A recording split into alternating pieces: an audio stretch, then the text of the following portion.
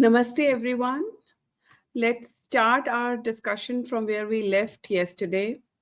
In our previous video, we were discussing about the deep spiritual truths that no one wants to talk about. In fact, society prohibits from talking about those deep truths about our existence. No religion wants to touch about it. In fact, religion doesn't want you to know about those truths. So, what are those truths? Yesterday, we discussed some of those truths in detail. Now, let's continue. Today, I want to touch upon a very sensitive topic, and that is about how religions, all the religions, they use God for their own purpose. The truth about existence is that God is. God is a real reality. There are no ifs and buts about it. There's no ambiguity about God. God is. This entire existence is God. But not how the religions have told us. There is a difference between what religions have told about God and what God is. In fact, God and religion are two separate things. God has not made any religion. But religions have told you that God has made this religion. No. All the religions are man-made.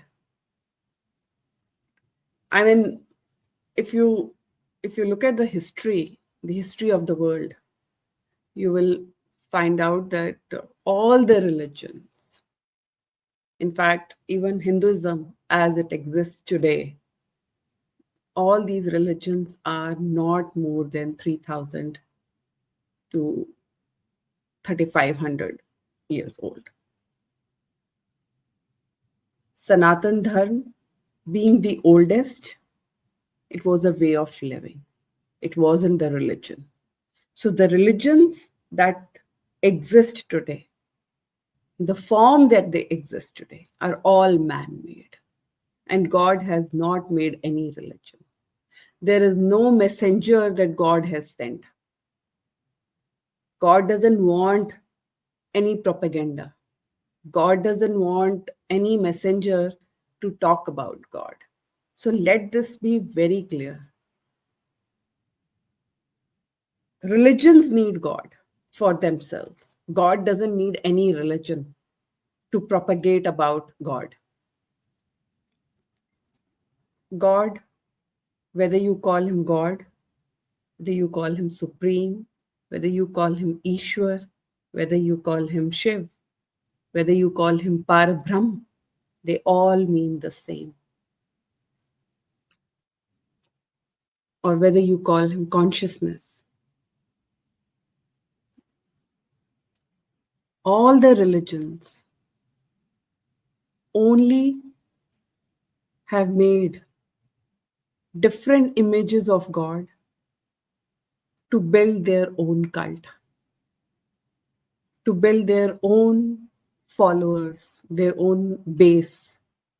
Because without having a figure that can unite everyone, that can build a community, religions can't thrive. So religions have made different images of God so that they can build their own cult for their own sake, for the sake of the power. That is why anyone who is on the path of God, anyone who is on a spiritual journey, I mentioned about this yesterday also. The first thing one does is one leaves all these external identities, because you cannot reach the state of God through external divisions. You have to leave all that divides you. Then only you can unite with that oneness. If you are someone who is in search of God, if you are someone who is in search of his creator, who's in search of his own existence, then the first thing that you have to do is that you have to shred all these external identities. That's why you see that all the rishis, the ancient sages, the enlightened gurus, they had no religion. Have you ever thought that there is not even a single person, I mean, in a recorded history, who has seen God? I mean, there is no evidence. There is absolutely no evidence in, in the history that anyone has seen God. Why? Because God is not how we imagine the God to be. God is that, Shiva is that nameless, supreme entity, that universal womb from where we all have originated. And it is not possible to see God with these eyes. You can only experience, you can only realize God through spiritual practices. And that's what the enlightened gurus have done. They have all realized God. Whether it is Mahavir, whether it is Ramakrishna Paramhans, whether it is Swami Vivekanand, whether it is Buddha, yeah, they experienced different. Each one of them have realized, but their realization could have been different. So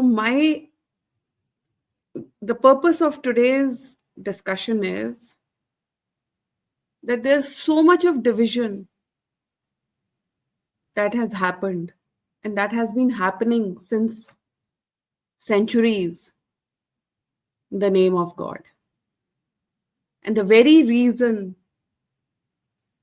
that human being has not been able to reach to the state of God because of these divisions.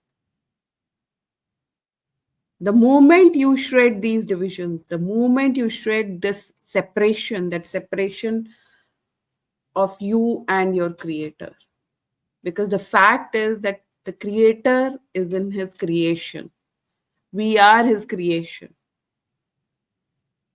No matter which religion you belong, every religion says that you are created by God. There are roughly about 12 main religions, 10 to 12 main religions, and some 1,000 odd small religions. As we know, there are about 200 nations. I mean, the world is divided in 200 borders, I would say.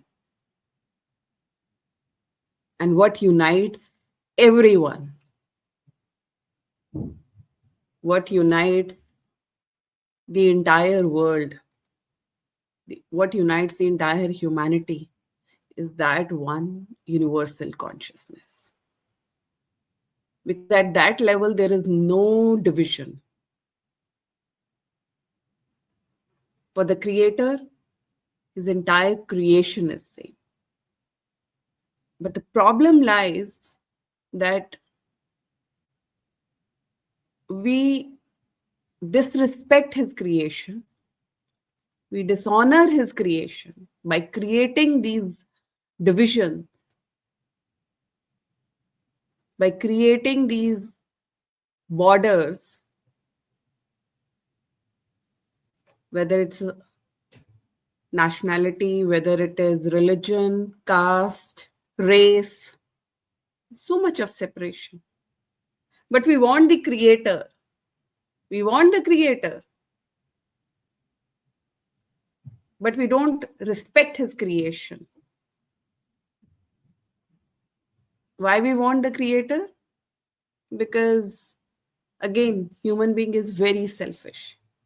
He wants to reach the creator because he wants blessings from the creator. He wants benefits from the creator. He wants salvation. He wants moksha. He wants liberation. Again, the self-interest, that selfishness of a human being. That is the reason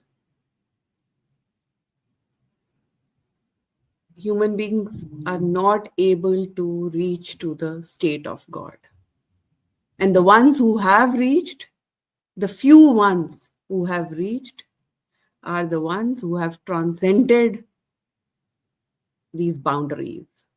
Once you transcend all these boundaries, the boundaries created by religions, caste, race, once you rise above all of these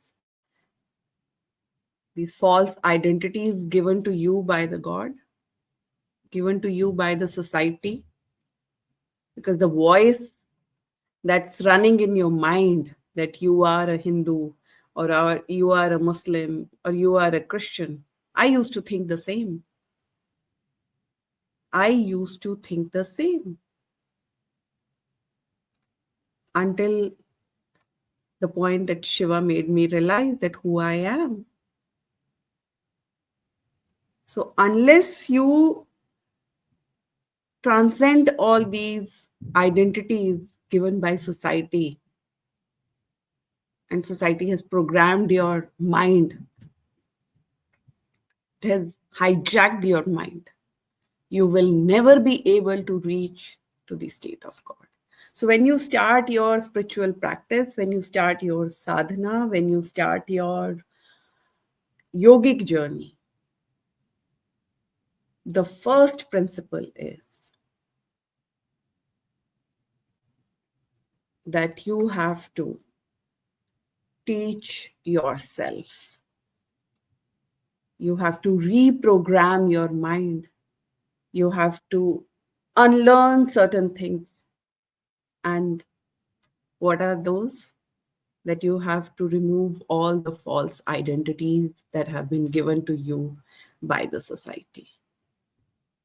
Do you know a child, when he's born, is an enlightened child? Every child, you, me, every child, every human being who takes birth, every soul that takes birth. In fact, it's not even a human being, a soul takes birth.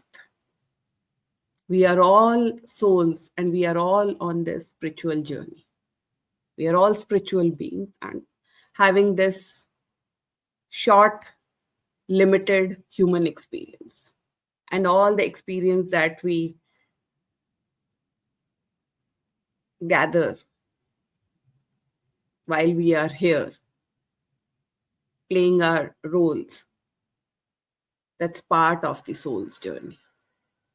The experiences that we get, whether those are good or bad, they're all for the elevation of the soul.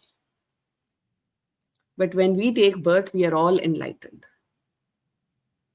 That is why you may have heard, I mean, it's an usual saying that enlightened master is like a child. Or it's very usual to hear that a child is very close to God. Child is God's favorite. Why? Because he's enlightened. What does it mean to be enlightened? It means that you have no mind. An enlightened person will have no mind because all the garbage is there in the mind. And the spiritual journey is all about removing that garbage. You don't add anything. When people talk about spirituality, they think it's some project where it will magically change their life. Maybe they'll get some siddhis, maybe they'll reach the state of God. No, when you are on that spiritual journey, you don't add anything, you only subtract.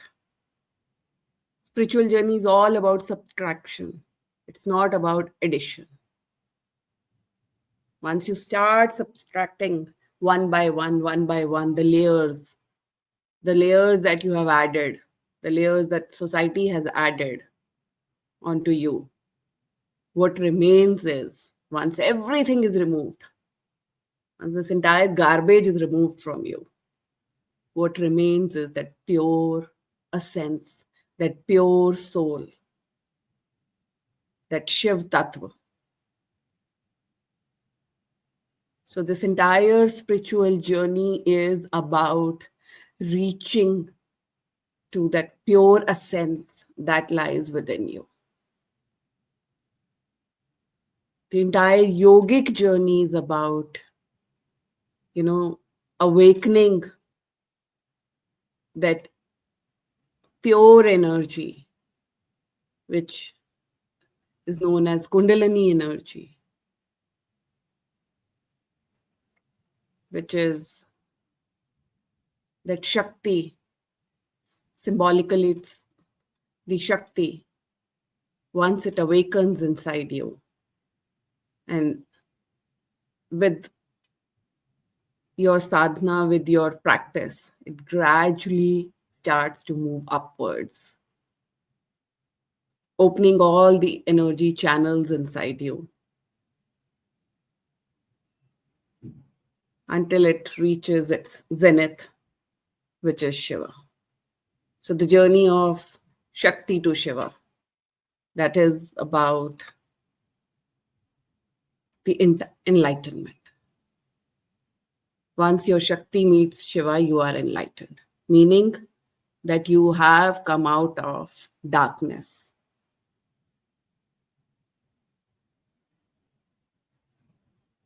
So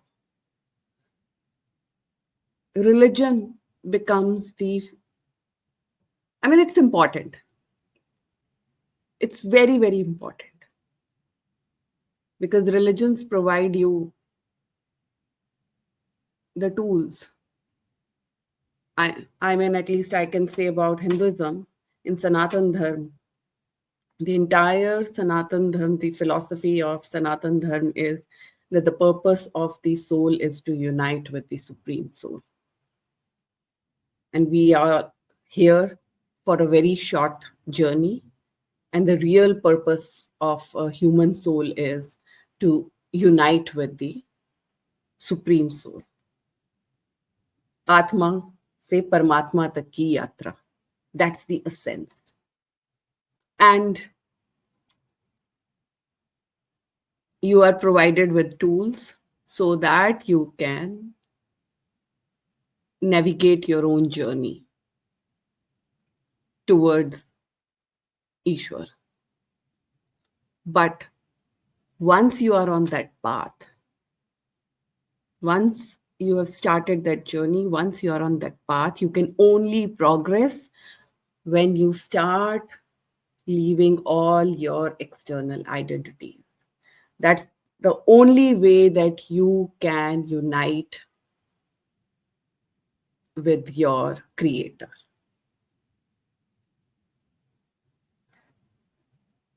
Because you are searching for him externally, because you are searching for him in scriptures, in books,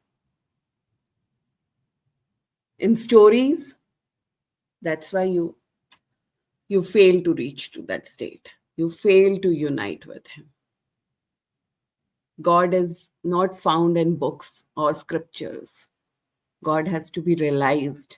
And each person's journey, each person's way of realization will be different. No two people can have similar experiences. How I experience Shiva and how you experience Shiva will be different. And both will be right. So there's no right or wrong here.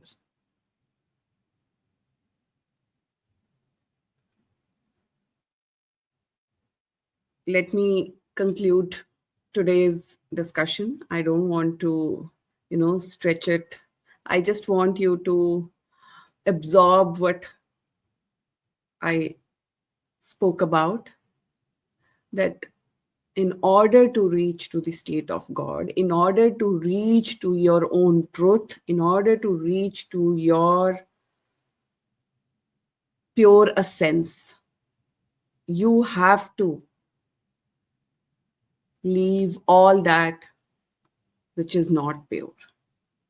You have to leave all your impurities. And that starts with those identities that create a barrier between you and your creator. Because once you remove those barriers, the journey towards your creator will not just fasten, but also it will become easier and smooth. Because the creator lies in his creation.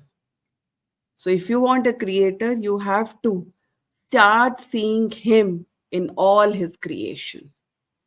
And it's not possible that, you selectively choose that only this is his creation and this is not his creation. You can't, I mean, if you really believe that Shiva is the supreme consciousness, Shiva is the supreme creator, then you cannot selectively say that only me, my community, the people, those who believe in Shiva, only my religion or only my country is created by Shiva. No, that's not possible. If we say that Shiva is universal consciousness, if we say that Shiva is supreme entity, we say that Shiva is supreme God, then that means that he belongs to everyone. The entire creation is his. And he has no name, by the way. He has no name. Shiva is his essence. So start from here. Shiva is not a name. Shiva is a sense. And the day you understand this, your journey towards Shiva will become easier. We'll continue this discussion tomorrow, but please do think about what we discussed today. Om Namah Shivaya. Namaste.